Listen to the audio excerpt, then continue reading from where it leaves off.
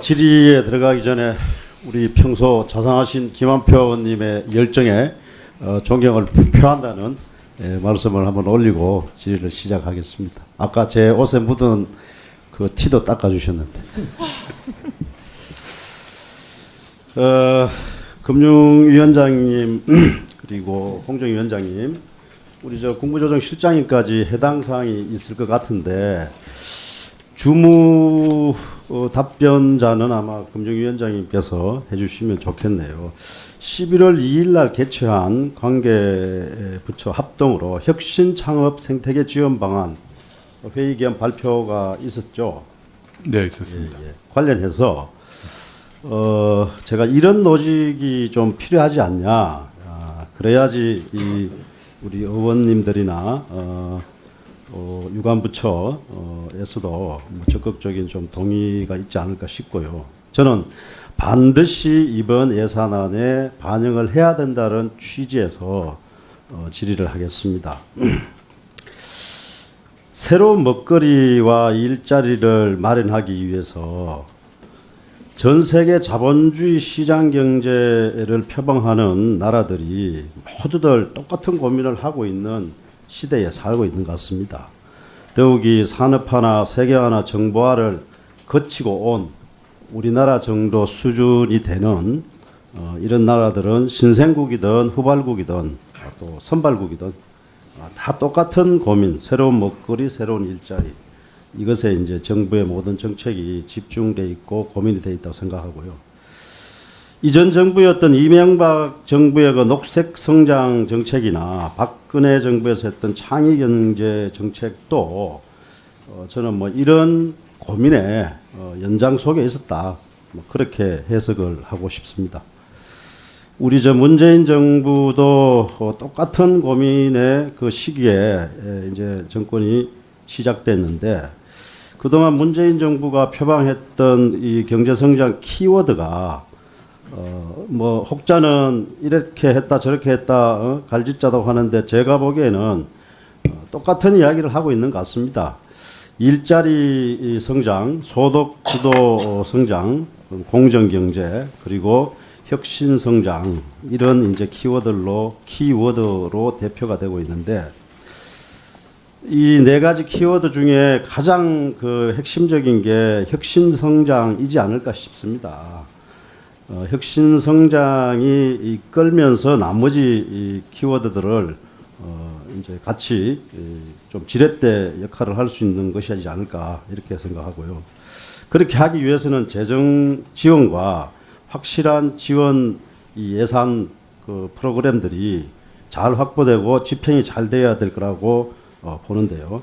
과거 그 김대중 정부 때 IT 산업과 벤처 부흥, 융성, 이런 경험이 있었지 않습니까? 네. 그때 정부가 주도해서 확실히 과감한 재정 지원과 함께 민간의 어떤 참여를 이끌어냈던 적이 있고, 그래서 오늘날 이 IT 산업의 어떤 성과가 우리나라에 있다고 생각하고요. 박정희 시대 때 수출 잘하는 기업들에게 상을 많이 줬던 뭐 그런 것도 같은 맥락의 정책 운영 방법이었다고 생각을 합니다. 그래서 지금은 선택과 집중이 매우 필요한 시기이고, 지난 11월 2일 날 했던 혁신창업 생태계 지원 방안 그 회의에서 발표한 내용은 반드시 관철이 돼야 된 일이라고 저는 봅니다. 이것을 좀 더 밑받침하기 위해서 어떤 대표적인 지표를 말씀드리면은, 고용만 보더라도 1%의 대기업은 12%의 고용밖에 창출하지 못합니다. 99%의 중소기업이 88%의 일자리를 지금 창출하고 있는 게 우리나라의 현실이고요. 법인이 한 50만 개 있는데 대부분은 99%가 중소기업이고 벤처입니다. 이들을 통해서 고용을 더 많이 늘릴 수 있다는 확신을 좀 가져야 되고, 투자 관련한 지표만 보더라도 GDP 대비 벤처 투자 비중이 미국에 우리는 3분의 1밖에 안 되고 중국에 2분의 1밖에 안 됩니다. 그래서 이런 것을만 보더라도 대단히 중요한 일이라고 생각하고, 지금까지 있어왔던 게 대출 중심이었는데 투자 중심으로 가자, 창업 단계 지원 중심에서 성장 단계 지원을 더 늘리는 방향으로 가자고 이렇게 방향을 정한 것에 대해서는 굉장히 바람직하다고 판단이 됩니다. 자, 결론적으로 이 재원을 조성하기 위해서 정부의 마중물 재정 지원이 반드시 필요할 거라고 보는데 발표한 내용을 보면 더 하겠습니다. 예, 그러십시오. 발표한 내용의 구성을 보면은 10+20입니다.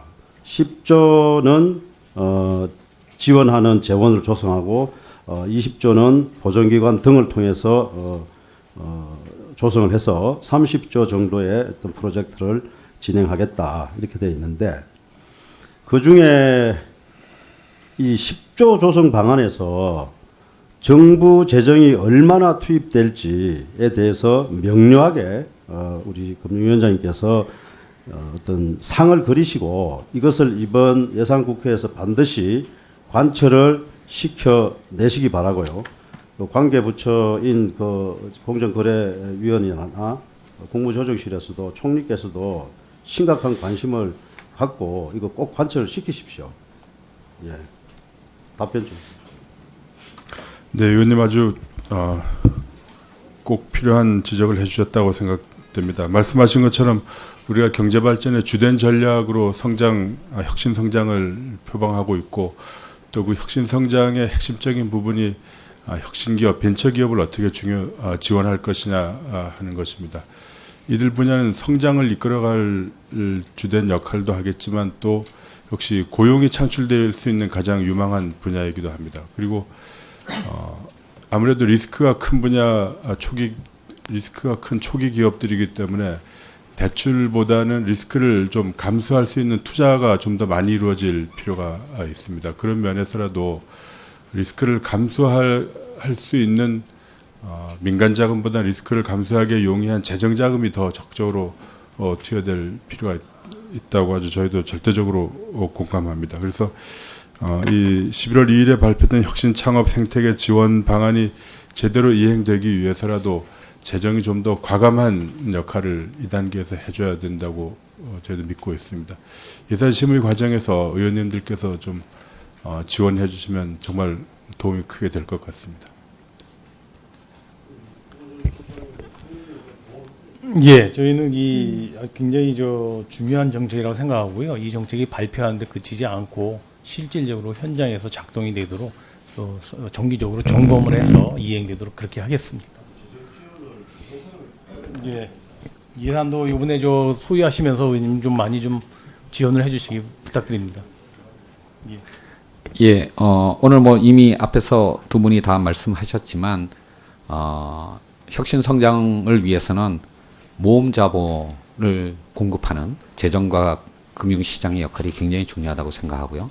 또 하나의 핵심적인 포인트가 단순한 규제 완화가 아니라 완화할 것은 완화하고 강화할 것은 강화하는 규제 체계의 재설계, 특히 그 규제를 바꾸는 과정의 투명성과 신뢰성을 높이는 규제 개혁 작업이 또 필요하다고 생각하고요. 마지막으로 저희 공정위에서는 이제 공정경제, 또 사회제약자, 중소기업들의 보호를 통해서 이런 혁신 성장이 가능한 생태계를 만들어 가도록 하겠습니다. 네, 수고했습니다. 장재호 의원님, 다음은 더불어민주당의 존경하는 이하경 의원님 질의해 주시기 바랍니다.